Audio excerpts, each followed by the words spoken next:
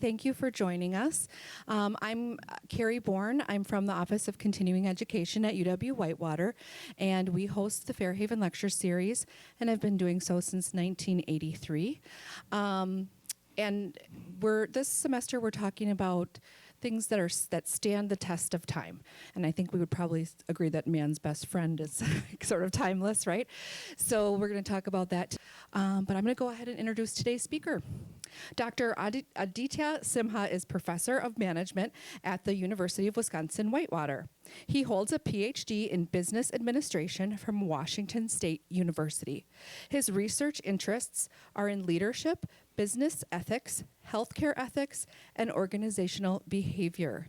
He has published articles in journals such as Journal of Business Ethics, Academy of Management Perspectives, Journal of Medical Ethics, Journal of the American Board of Family Medicine, Group and Organization Management, Business Horizons, and the Journal of Management and Organization. He is a huge pop culture buff and has authored 2 books titled Leadership Insights for Wizards and Witches, excuse me, and Learning Leadership from Dogs, What Bulldogs, Dachshunds, Commodores, Pekingese, and Otter Hounds, among other dogs, teach us about effective leadership. He has an upcoming book in December of 2025 titled Slaying the Vampires, Demons, and Werewolves of Ineffective Leadership. Please welcome Dr. Simha. Thank you, everyone, and thank you for the introduction, Kari. I really appreciate this opportunity to be here to talk to you about 2 of my most favorite things in the world, leadership and dogs. I love dogs. I've always loved dogs since I was a kid, and I got the chance to write a book on dogs, so I really enjoyed that process. So today I'm going to be talking about how do we learn leadership from dogs. The title was actually a lot longer, and then Kari made me shorten it, but so you're not going to be restricted to just hounds and toys and terriers. There's also going to be spaniels and mastiffs and working dogs, etc. So I'll be sprinkling all of them into the presentation. This picture here is a picture of my beloved Fiona, an otter hound. And, this was taken when she was a puppy. So this picture was back in 2013, 2012, 2013, the beginning of 2013. And the beautiful bookcase right behind, you don't see the whole thing, that was the first bookshelf I ever built in my life. And I built it so wonderfully. It was the leaning bookshelf of Spokane. Because, the way it turned out, I don't know how I did it, but it was a work of art. I still don't understand why my wife made me throw it away, but still, it was a class work. So, all right, so let's get started. Essentially, the agenda for today is I'm going to talk about why should we learn about leadership, and then I will talk about what and how can we learn from dogs. And then I'm going to talk about some qualities of effective leaders. There's a lot more qualities than 8, but for purposes of time, I'm focusing on 8. And it also sounds good, right? The excellent 8. So I'll be talking about 8 qualities that I think effective leaders ought to possess those qualities, and if they don't, they should work on possessing those qualities. After that, I'm going to talk about some faulty assumptions in leadership, because sometimes we assume things about leaders, and leaders assume things about their followers, and they can be very faulty. And that can create ineffective leadership, which is one of the worst things you can ever experience. And then I'm going to talk about some of the leadership theories and some of the applicability of those theories. So as I'm doing this, I'm also going to tell you things about these dogs. So, just so that you get an inkling of what is in store for you for the rest of the 45 minutes we have. So the 3 pictures up here, the Weimaraner is also it's known as the gray ghost. It's a beautiful gun dog and incredible at the work that it's given. It's a gun dog, right? So it goes after the birds or the rabbits or whatever the hunters hunted, and it is one of the best gun dogs you can ever see. And I'll talk about the qualities about it later. And the second picture there, that's a Cavalier King Charles Spaniel. If you need a dog to emphasize or to exemplify politeness, that's the dog. Like, it's one of the most polite breeds you'll ever encounter. And then the third dog there, the Bloodhound, is the only dog whose nose is admissible in a court of law. So bloodhounds are so resilient. If you're searching for a missing person, a kid that got lost or somebody who got lost and needs to be found by the police or something like that, the bloodhound is the dog you gotta use for that. They are so determined, they will track the person down. And it might be weeks later, but they will track the person down. Their nose is probably the best, like, scent hound. They are the best scent hound of all. And when I was a kid, I had this one neighbor who exemplifies a lot of what ineffective leaders are about. They'll talk a lot, but they won't know much. So the guy was like, oh, the bloodhound, you put a drop of blood, it'll go crazy, it'll go after you. And then I read up and I was like, that's just nonsense. There is nothing like that. It's called the bloodhound because they were bred by monks. And the reason why they're called bloodhounds is because they are fully blooded hounds. So the pedigree was really looked after, and that's how they got the name bloodhound. It's not a vampiric dog that goes after you if you have blood or any of that. So, a stereotype. All right, let's get started. So, why should we learn about leadership?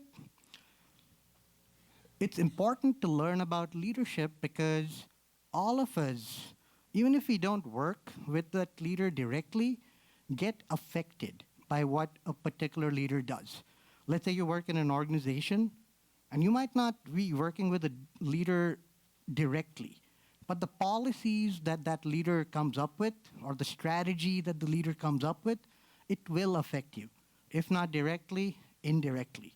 So it's important to learn about why leaders take certain actions, why they take certain behaviors, why they act in certain ways.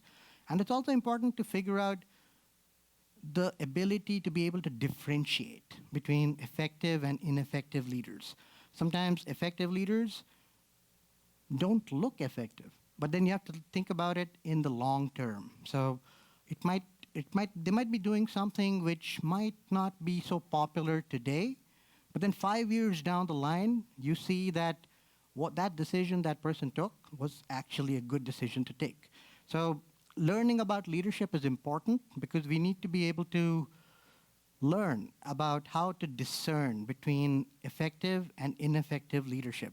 A lot of times people get fooled by the glamour, right? If a leader looks glamorous and charismatic, we end up just following them blindly. We need to not be able to do that. We need to be able to actually determine whether or not the leader is truly a good leader or truly an effective leader. Why dogs? So dogs and humans have been linked together symbiotically for over 35,000 years. That's the earliest evidence, but I guess the bigger development probably happened 15,000 years ago. But essentially, it's a symbiotic relationship, right? So humans from the past, when they were, they discovered how to use fire, the fire was around and they had, they were maybe roasting some meat or something. The dogs at the time, they hung around, and it was a mutual win-win for both parties.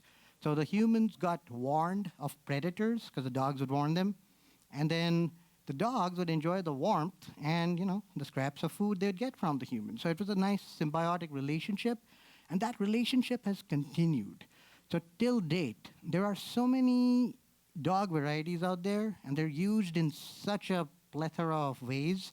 So you got livestock guardian dogs, dogs that help farmers protect their livestock.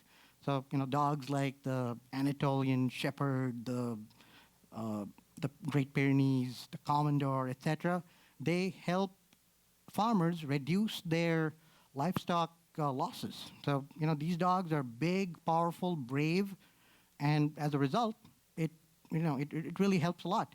And then you've also got protection dogs, so, and dogs that are used to sniff out narcotics or, explosives and things like that. So the law enforcement and the military, they use so many dogs for that specific purpose. And then you also have toy dogs, right? Companion dogs. So the biggest problem facing that humans face at various ages is loneliness. If you're lonely, get a dog. You'll never be lonely again. And this I can tell you from a fact. So if I see someone walking around with a dog, I'm more likely to go up and talk to that person just so that I can say hi to the dog. I would not probably go up to a stranger who's walking alone. But with a dog, hey, that's a cute dog. And then you get to expand your network. And that really is a big benefit. And any dog breed you have, any dog variety you have, that will be something they will fulfill for you. And then you've got, of course, dogs that are used for medical purposes, right? So by medical purposes, I mean healthcare purposes. So if you're stressed out or if you're suffering from PTSD, dogs are the answer. They can help you navigate through that. And then seeing eye dogs, right? It costs a lot to train those dogs, and those dogs are worth their weight in gold. Solid dogs. So this gives us so much information that we can learn from, discern from, and understand.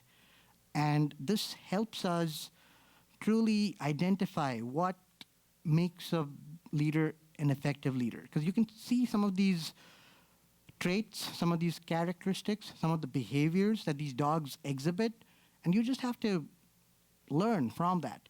Also, learning about these dog breeds, their histories, the development, the various anecdotes that surround them, it's a lot of fun. I'll try to tell you a few,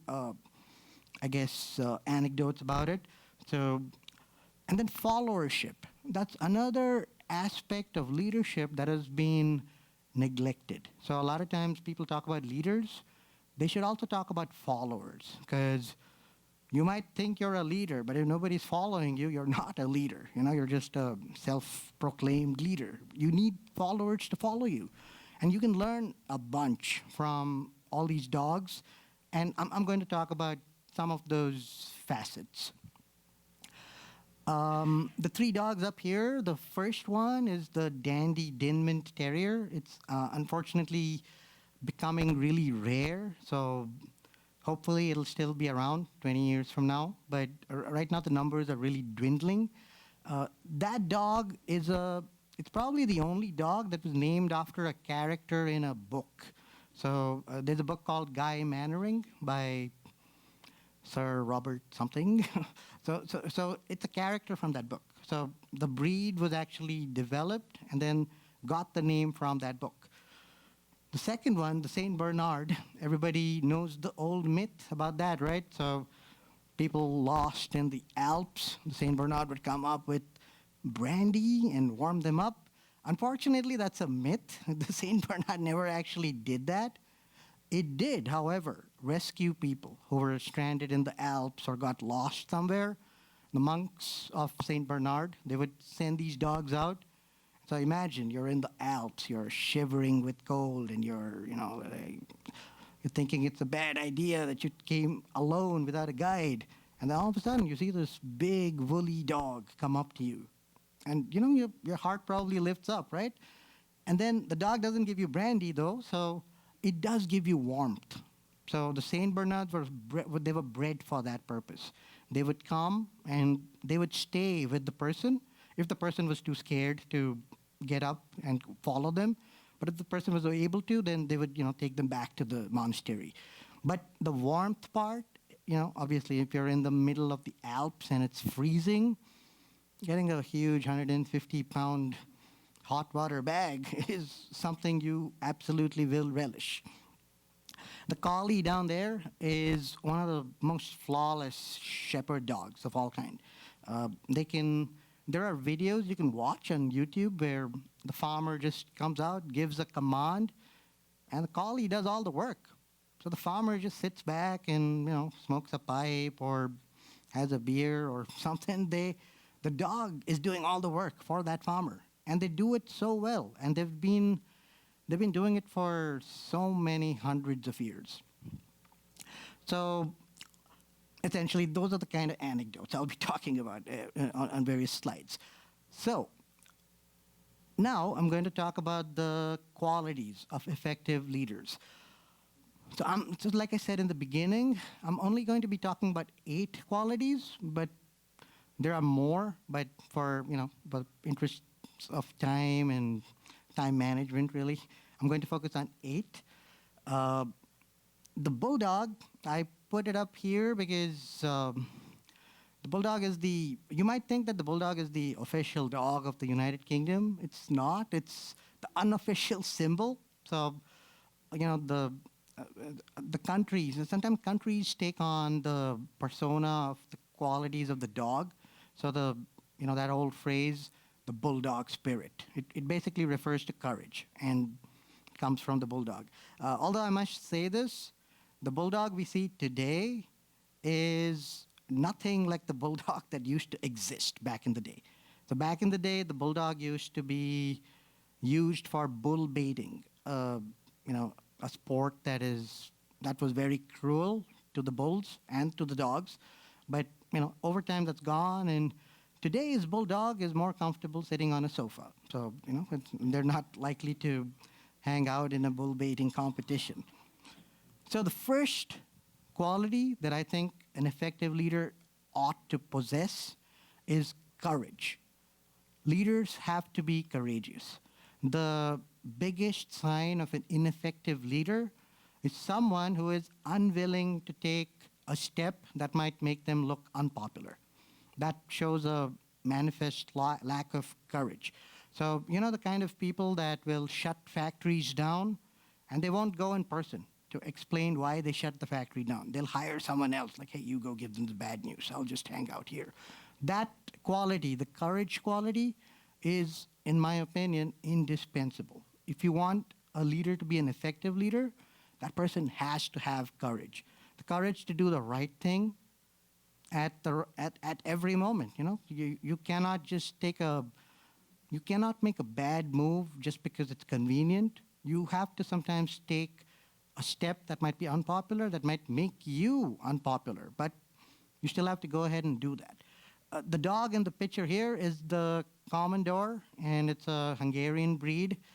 And if a Commodore were to be here and lie down on the floor, you would not be surprised to find that you might think it's a mop because of the cords just spread out, and if it closes its eyes, as it is, the eyes are kind of, so unless you look for the nose, for all practical purposes, it'll look like a big mop. And there's a cool story about this. The variety of sheep that the Commodore is bred to protect, it's called a Raka sheep. It's a Hungarian curly-haired sheep. So the sheep's hair looks exactly like the Commodore's hair. So as a result, so imagine you're a predator, you're, okay, let me eat some nice sheep. And then you walk up and all of a sudden this big giant dog gets up. It's camouflage. And the Commodores, they typically stay and live with the Raka sheep. And it's a perfect livestock guardian. And like I said, super courageous. They've been used to protect sheep against wolves, against bears, against humans, right? Humans like to sometimes come steal sheep. They will not if there's a Commodore. There's an old Hungarian expression. It basically talks about you might enter a house or a yard where there's a Commodore, but your leaving the yard depends on the Commodore. So, the Commodore gets to decide whether you leave or not. So it's a very courageous dog, and there's actually a couple.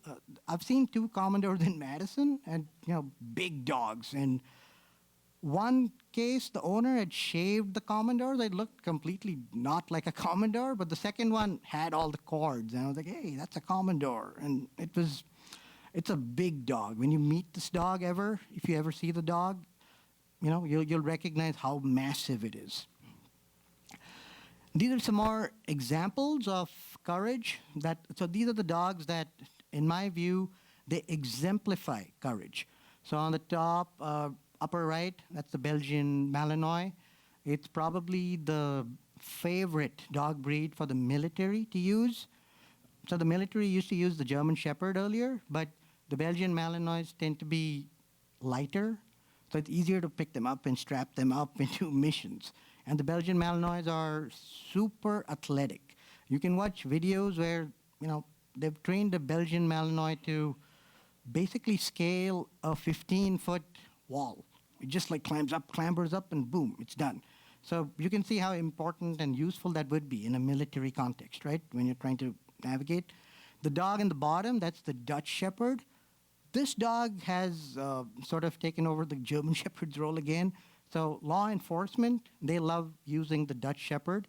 There's a friend of mine who's a police officer in Milwaukee, and he has a Dutch Shepherd, and his father-in-law actually happens to be a Dutch Shepherd breeder. He was also in the police, and he breeds Dutch Shepherds specifically for law enforcement. So, according to them, these are the best dogs you can use in law enforcement. Super brave, super trainable. The only thing is when normal families get them and they don't give them work to do, they can become a little destructive. They'll just bite stuff around the house and all of that. The dog on the right, the upper left, is the Black Russian Terrier. That dog was specifically bred as a protection dog. And it only came to the U.S. in the 1990s, but it's become pretty popular. I've seen a couple of them in dog parks around in Madison and one time in Illinois. And the dog in the bottom, that's the Anatolian Shepherd. There's a very, again, this dog is from Turkey, and it's a livestock guardian. In its natural, country of Turkey, it guards livestock against wolves and sometimes bears. This dog has also been used in Africa. And you will be surprised to hear that the purpose of using the Anatolian Shepherd in Africa is to protect cheetahs.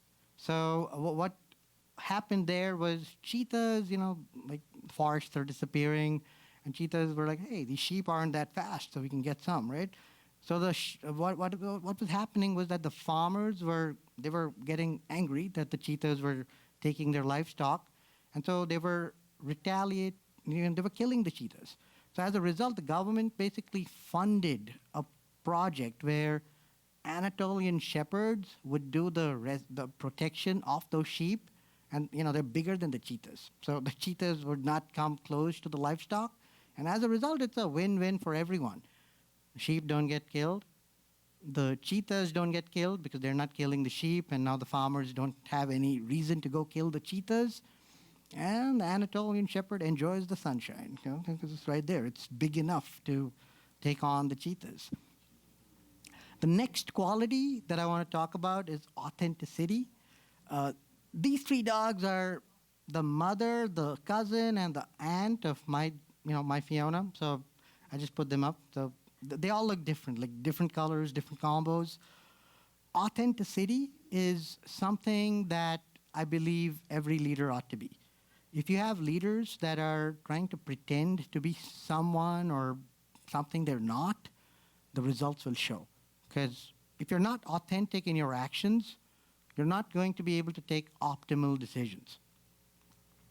Some dog breeds that I think are excellent for authenticity are, the Smooth Collie, the Chihuahua, the Saluki, and the Pug.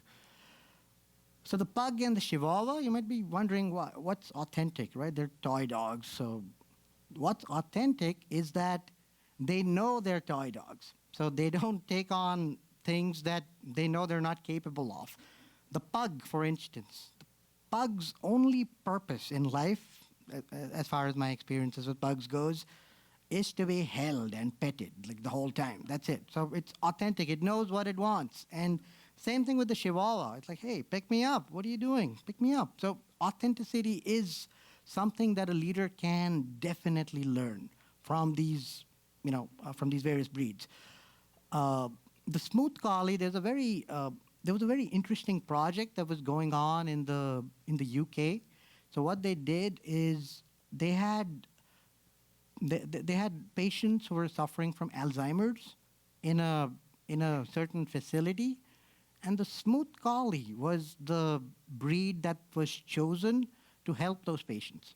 So every time, let's say a person with Alzheimer's leaves his or her residence, goes out, gets a little confused, there's a smooth collie to sort of herd them back. And it's a pretty interesting project. It's going really well. This particular breed is very, I guess, it's an optimal breed for that particular purpose. And the Saluki, I just put that in there because the Saluki is sort of like a royal dog, so to speak. The Saluki comes from the Middle East, so to speak, and typically in the Middle East, dogs aren't given a whole lot of respect, unfortunately. The Saluki is. The Saluki is probably the only dog in the Middle East that gets the royal treatment. And it's a beautiful dog. It's got silky ears, and it's a smaller dog, but very fast. If you ever see a Saluki run, it's a lovely sight to watch. After authenticity, the attribute I want to talk about is kindness. Has anyone ever seen an Irish Wolfhound before? They are awesome dogs, aren't they? So tall and regal, and also so kind. Probably one of the kindest breeds out there. That little dog there is a terrier, but in this picture, I can bet that the little one probably controls the big guy. So, it's just like, hey, do that for me. So the Irish Wolfhound exemplifies kindness for me. In its entire history, there have only been 2 cases of aggression that the Irish Wolfhound was involved in, and one case was in New Zealand. That was a pretty bad case a few years back, and then another case in Denmark. And I unfortunately think that the reason that the aggression even crept in is because there's been a lot of backyard breeders who have gotten into Irish Wolfhounds now, so they are indiscriminately breeding. As a result, sometimes you get aggression passed down. So yeah, but think about it, right? In its entire history, you have 2 cases. So but that shows you. Some other breeds that exemplify kindness, the Great Dane down there, typically all the big giant breeds, they tend to be the kindest. Like, you can trust them with anything. And then the Boxer. The Boxer is such a fun dog to have, very active, and the way it plays, it almost seems like they're boxing. That's why they get the name Boxer. The dog up there is the biggest spaniel of all, the Clumber Spaniel. And the dog there, anybody recognize that one? That is the American Water Spaniel and Wisconsin state dog. So, we have a state dog. It's the American Water Spaniel. All of these dogs, super kind and amazing family pets. There's more dogs to put here, but obviously I wouldn't be able to put all of them on here. But these are some of the dogs that are super kind. And I think kindness is something that leaders ought to possess. But there's an important distinction there. So you have to be kind even if you're actually telling people no. So there might be a plan that someone wants to do. It might be the kinder thing for you to step in the beginning and tell them, let's not do that. So don't feel like you have to, leaders should not feel like they just have to say yes and that's being kind. Sometimes being kind involves telling people no. So, let's say you have a child or a sibling or a spouse who is doing something that's harmful to their health. Being kind is not letting them do it and then being kind later. No, being kind involves telling them right from the start. This action you're doing, not good. Stop it. So being kind can be you have to be kind, but you can also be assertive and kind. Being kind does not mean being a doormat, right? So you don't just say okay to everything. Sometimes you have to push back and say, no, this does not work. The next quality I want to talk about is respect. That dog there is the Neapolitan Mastiff, a pretty massive dog from Italy. And these are some breeds that I think really exemplify respect. So if you look at the Doberman Pinscher and the Rottweiler, right, on the diagonal there, these are dogs that command respect, right? You see somebody with a Doberman or you see someone with a Rottweiler, people are typically hesitant. Like, oh, wow, this dog is massive. Especially the Rottweilers, they are huge. They are muscular, they're powerful, and they command respect. So that's one way to think about it. So leaders should command respect. You have a leader, an effective one, that person should command respect, not by being muscular. I mean, they can be muscular if they like, but they have to be able to command respect by the way they carry themselves. But then there's another form of respect. So not only should you command respect, you should also be able to give respect. So the dog up there, that's the Grand Blue de Gascon, and there's an interesting anecdote about that dog. So George Washington had 7 Grand Blue de Gascons back in the day. The problem was he loved the hound. The problem was that the dog did not know how to deal with raccoons. There were no raccoons in France, so it just wasn't there in its pedigree. So when it came to the U.S. and the raccoons would climb up a tree, the dog would just not know what to do. So as a result, the Grand Blue de Gascon was involved in the breeding of the coonhound. Coonhounds are the American hound, the quintessential American hounds who a coonhound can actually climb up part of a tree. So the raccoons are not safe in the tree if there's a coonhound around. And the dachshund over there is a dog that, it's like if you don't respect the dachshund will make you respect the dachshund. Because an interesting story about that. So when I was a kid, I really wanted a dog. Every year I'd be after my parents, hey, get me a dog, get me a dog, get me a dog. And it took many, many, many years. Finally, they wore down and they were like, fine, we'll let you get a dog. The thing is, though, I had asked for a Great Dane, but I guess, years down the line, I ended up with the Dachshund, which turned out to be awesome because so my guy, he was a red Dachshund called Buddy, and he had a booming bark. If you didn't see him, people would get scared, like, oh my God, what kind of giant dog is that? And then they'd come in and be like, oh, you. So, and the booming bark, there's a reason for that. So these dogs were bred to hunt badgers. So, they have to go underground. So if they go underground, there's no way that the hunter up can listen to the dog. So the booming bark tells them where the dog is. Oh, you're over there. Let me get over there. So the booming bark is a feature of the dog. And so when it comes to respect, leaders not only should be respectful, they should also make sure that they get the respect. Because if somebody is being disrespectful to you, call that person out.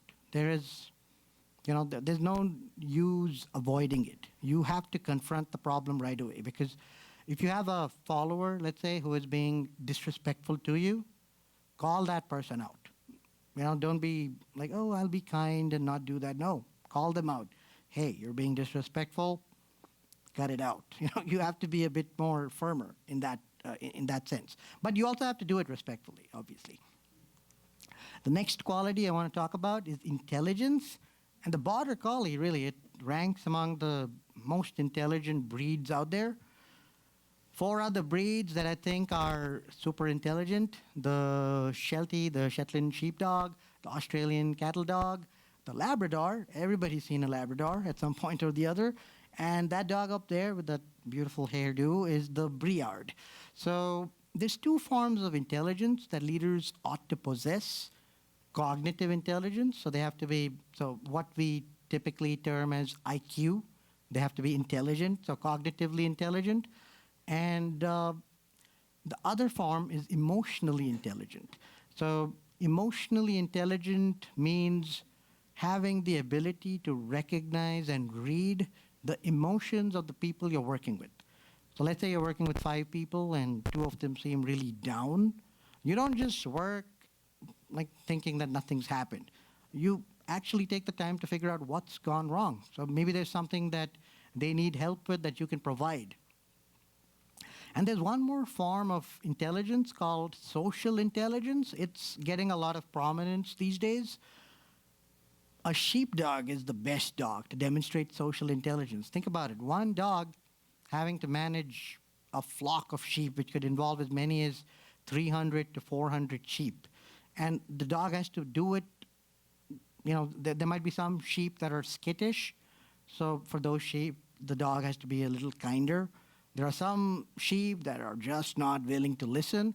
Dog has to go nip their feet to make them listen. So social intelligence is being able to deal with, I guess, people, but you can follow it from sheep too, right? You have to be able to deal with people, understanding what people are coming from. So what kind of assumptions they're making. The next quality is joy de vivre. It basically refers to cheerfulness, having a joy in life. And that dog there, the English Bull Terrier, the miniature variety of it, unfortunately, is also the most likely to get stolen. So if you have family members who have this dog, tell them not to keep their dog outside, because unfortunately, dog thieves, this is the number one targeted dog. It's easy to steal and easy to sell. So unfortunate statistic. Some of the dogs that I think are exemplary when it comes to the spirit of joy are the Old English Sheepdog, the Corgi, the Husky. And that dog up there is a dog. It's not a lamb. It's not Mary's little lamb, which got lost. It's actually a dog. It's called the Bedlington Terrier. It is one of the most... I met one in Appleton once, and it was such a happy dog. It was such a happy dog. But the appearance is a little misleading, because it looks like a lamb. It looks happy, joyous. It's got a bounce in its step. It's also one of the best rat destroyers. So if you have a mice problem or a rat problem in a farm, get a couple of Bedlington Terriers. They will take care of the problem for you while looking happy and joyful. So leaders need to be joyful. Imagine how horrible it is to work with a leader who's always grumpy and cranky and just joyless. It saps the joy out, right? You want leaders who are joyful. You want leaders who are cheerful, who are able to appreciate life, right? You want people, because that's the kind of person you want to follow. You don't want to follow someone who's just always grumpy and, in a bad mood. You want people in a good mood. So this is something that I think we absolutely ought to learn from dogs. The ability to be made happy by simple things, right? It doesn't take a whole lot to make a dog happy. Give him or her a nice little walk, and they're happy just to be with you. So that is something I think good leaders ought to take away from dogs. And then trust. Trust is another quality that I think leaders ought to have. That dog there is a Kari Blue Terrier. He's probably admiring his reflection in the pond over there. And some of the dogs that I think really exemplify that again are the Airedale Terrier, also known as the King of Terriers. So the Otter Hound that I showed you earlier is actually the ancestor of Airedale Terriers. And then the little guy up there is the Schnauzer, another happy dog and, a very trustworthy dog. So a perfect family dog. And then the Leonberger down in the bottom, that's another giant dog. So again, giant dogs are just so trustworthy. If you have a family, if you have kids, or if you have kids coming over to your house, giant dogs are the best. The dog on the bottom right is the Staffordshire Bull Terrier, also known as the Staffy. Unfortunately, that dog has gotten a bad reputation. So anytime there's a dog attack or a dog bite, all the media does is, oh, pit bull attack.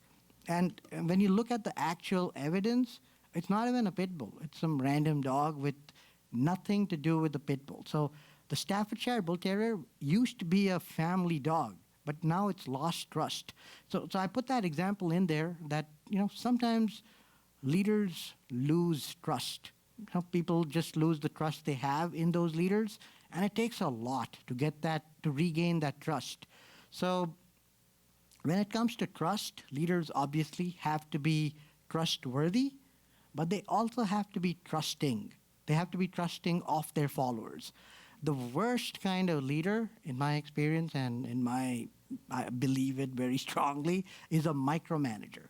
The kind that is always after you, like, oh, why aren't you putting that comma in the way I asked you? Like, hey, why don't you do it then, right? Like, it's like, why are you micromanaging? Micromanagers are leaders who are not trusting of their followers. But then that makes you think, right? Why did you even get this person employed if you don't trust this person? So trust is another quality that I think leaders ought to have, both in terms of giving trust and being able to receive trust. The last quality that I'll talk about is resilience. That dog there is the Azawak. It's a dog that's from the Sahara Desert and super resilient. The Tuareg people, they have this dog, and when they go hunting, this dog can go days tracking quarry. Some of the dogs here that I think are good examples of resilience. So the one on the bottom is the coonhound, America's dog, really, America's quintessential hound. Up there is the greyhound, and a lot of places greyhound races are getting banned. So there's a lot of greyhounds that are rescue dogs, and people that rescue them are finding how resilient they are. They've been treated badly by those greyhound race people, but the ones who are adopting them, they're finding out that these dogs are so resilient. The spirit isn't crushed. The dog up there is the Catahoula leopard dog. So when I was a kid, I was always fascinated by that dog. I thought, oh my God, there's a dog that can hunt leopards. But then I was always confused because there's no leopards in the US. Then I figured out that it was because of the pattern. They got spots. So a bit of a downer to discover that fact. But another very resilient hunting dog. And then the dog in the bottom left is the Tibetan Mastiff. In 2014, one particular Tibetan Mastiff was sold for $1.95 million.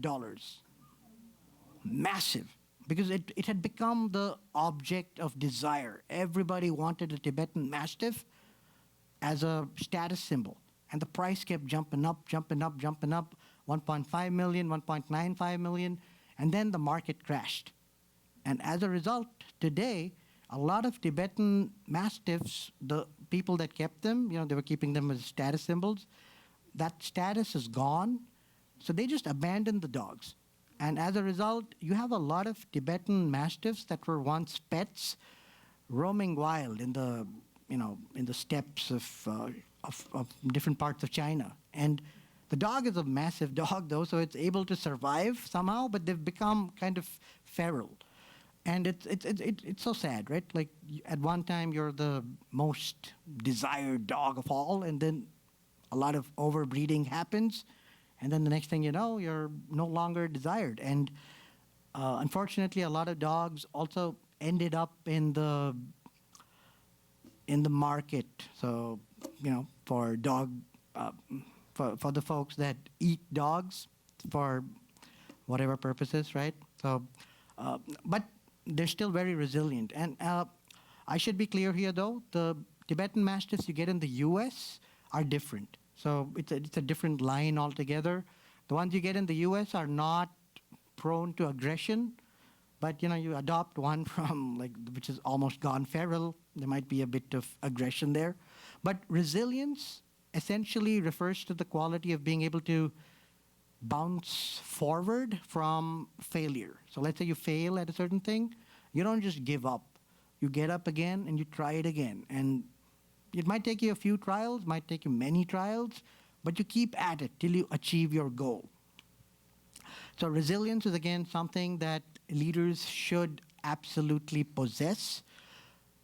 One thing to sort of warn yourself about is there is such a thing as too much resilience.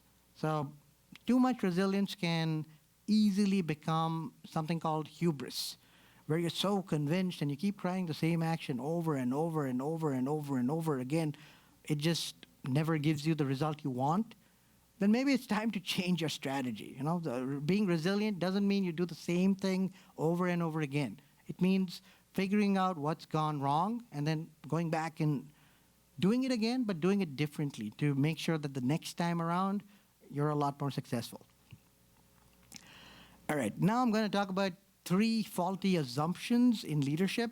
The first one is it has to do with intelligence and voice. So a lot of times, unfortunately, we think that the leaders who talk a lot more are more intelligent. That's not necessarily true. You can talk a lot, but you might be talking absolute balderdash, right? And just because you're talking it doesn't mean it's true. So you have to guard against that assumption. And it goes both ways. If you have a follower that's talking a lot, doesn't mean that the follower is great or the ideas are quality ideas. You have to truly understand what they're talking about. I put these 2 dogs up here because the Basenji is a dog that does not bark. It has a yodel. It does not bark. So, if you're thinking about getting a dog and you want a dog that doesn't bark, get a Basenji. They're pretty silent. The yodel is, if the dog yodels and a neighbor complains, just say, hey, no, I was yodeling, not my dog. So you can get away with that. The reason the dog doesn't bark is because that quality actually makes it really valuable in a hunt. Because then the animal they're hunting does not realize that there's dogs around that are getting the hunter to come close. Because the yodel doesn't really sound like it's a dog noise at all. And the dog on the left is the Afghan hound. For a long time, Afghan hounds were considered the dunce of the dog kingdom. They were like, oh, the stupidest dog, dumb, doesn't listen, cannot, super unintelligent. The reality is, the Afghan hound was bred to be independently intelligent. So it's a hunting dog again, and it was bred to be able to think up strategy and actions on the fly. So this is not a dog that will listen to your command and follow it. It's not a Labrador. It's an Afghan hound. So, the intelligence tests, a lot of times those are designed like that. Imagine this, like if I were to give a IQ test written in Japanese to people that don't know Japanese, everybody would score a big 0 on that test, right? Because they just don't understand the language, and vice versa. So the same thing here. Sometimes intelligence does not equate to voice. So don't make assumptions about someone's intelligence based on how much they speak up. Maybe they speak only once or twice, but what they speak, the quality, make sure you're looking for that.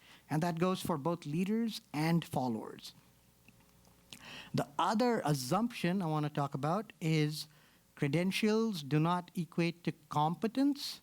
So a lot of times we get blinded by credentials. Oh, this person has a master's degree from such and such prestigious university, or that must mean they're super competent. Not really. Doesn't always go with the flow. Also, sometimes credentials can be misleading. So the 2 dogs here, the one on the right is the poodle, right? The one on the left is the Australian Shepherd. So a lot of people think that the poodle is from France. A lot of people think that the Australian Shepherd is from Australia.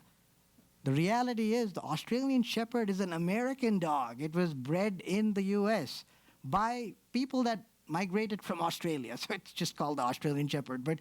And then there's the Italian Greyhound.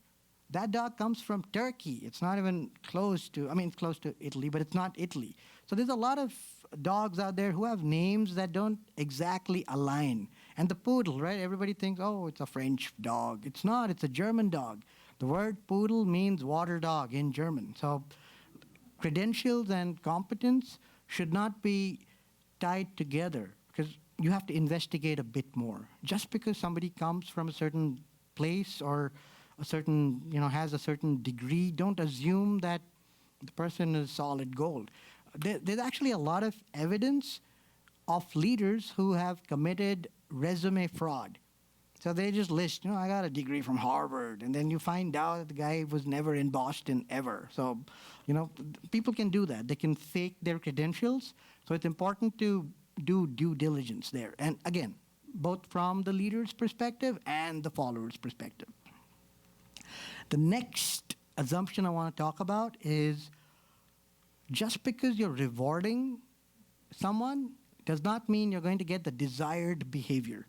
So rewarding leaders with unlimited pay packages does not mean they're going to actually give you good results. They might just pocket the money and do things that damage the company. The right example, the right picture there is a Newfoundland, another giant dog, super sweet, it sheds a lot, but it's a beautiful dog. And these dogs are used for rescue operations. So if you're lost or if you're struggling in the water, they will get you back to shore. And there's a really cool story about this. So I think in France, so the river Seine, a child fell into the river. And then this Newfoundland that was around went in, rescued the kid, and the townspeople were really happy, right? So they rewarded the Newfoundland with a juicy beef steak. And then what happened is the next few weeks, lots of children kept falling into the river. And the Newfoundland was always there to go rescue the kids. So they got suspicious, like, hey, what's happening? So a policeman hid himself and watched, and then they saw the Newfoundland actually pushed the kid down and then jumped in to get the kid back. So that was because, they were like, hey, I love those steaks, keep them coming. So rewards can sometimes result in behavior that you don't really anticipate, unanticipated consequences, and that again you got to warn yourself again about that, because it can happen again at the leader level, at the follower level. You could have leaders who are rewarding people for doing things that they think are beneficial, but the results are not what they expect. And vice versa. You might reward a leader in a certain way, but then the leader does something completely different, which is not anticipated. The Fila Brasileiro here on the left is a Brazilian Mastiff, and it was bred specifically for guarding Brazilian estates. This dog, it's a big, massive dog, and in a dog show competition, if this dog actually shows a little friendliness, it gets docked points. That's a breed standard.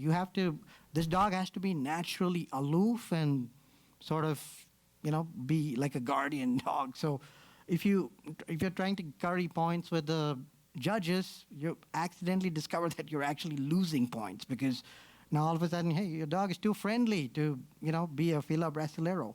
So rewards and behavior, make sure you map them out accurately. Or else you'll find, like the Newfoundland, something's happening. People are falling into the river every day. So all of these qualities and the assumptions that I talked about, you can sort of map them onto these various theories: authentic leadership, charismatic leadership, servant leadership, transformational leadership. So, for instance, servant leadership, you'll find that respect and kindness are really, really close to it. They're attached to it. They map onto it. For charismatic leadership, you'll find intelligence and joie de vivre. They're linked on really, really close. For authentic leadership, authenticity and probably intelligence, you can map those on. Transformational leadership, again, intelligence, and you can map it on with courage, because it takes courage to come in and transform a system. All of these theories are theories that are pretty popular at this moment. They're some of the more current theories. But, you can always take a step back. So some of it might be really complex. There are incredibly complicated ways of defining these theories. I was thinking I'd put one up there, but then it depressed me too much, so I took it off because it was such a horrible looking definition.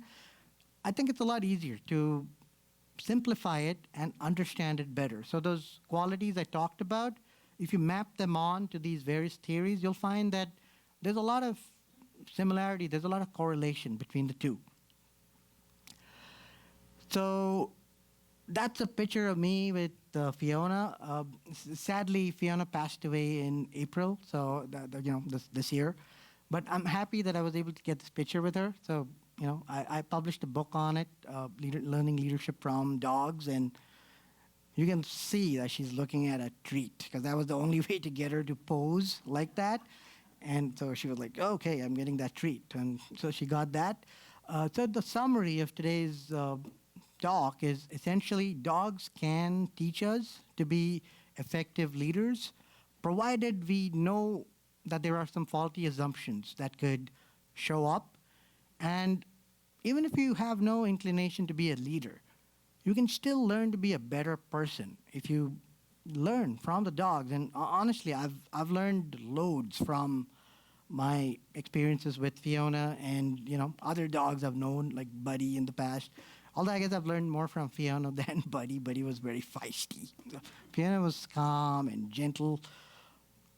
So these before I do want to talk about that dog up in the upper left. It's called the Rajapalയം, and that particular dog, you can only get that dog if somebody from that town gifts you the dog. There's no way to buy the dog.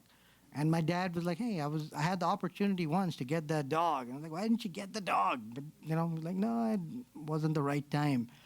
So, I just thought I'd put that up there because now, unfortunately, that dog is declining as well. There's a lot of dog breeds out there that are declining. The Otterhound that I talked about is only 600 in the whole world. The numbers are really going low because a lot of people are now doing this designer dog thing, right? So they're breeding Great Danes with Chihuahuas, like random combinations, which make no scientific sense. But they're doing that because people are getting sort of lured in by false advertising. There's this whole thing about hypoallergenic dogs. So breeding a poodle with some other dog to get a hypoallergenic dog. If you want a hypoallergenic dog, just get the poodle. It's there's like a long history of the poodle itself. And I do want to make this. I do want to say this. There's a lot of wonderful dogs out there. Some are mixed breeds, and those are beautiful as well. The only reason I didn't write about their traits is because it's easier to map on the established breeds. That's about what I had for today. If you have any questions at all, and I'm happy to answer them now. If you think of a question and I'm not here, just email me and I'll be happy to respond. So, thank you.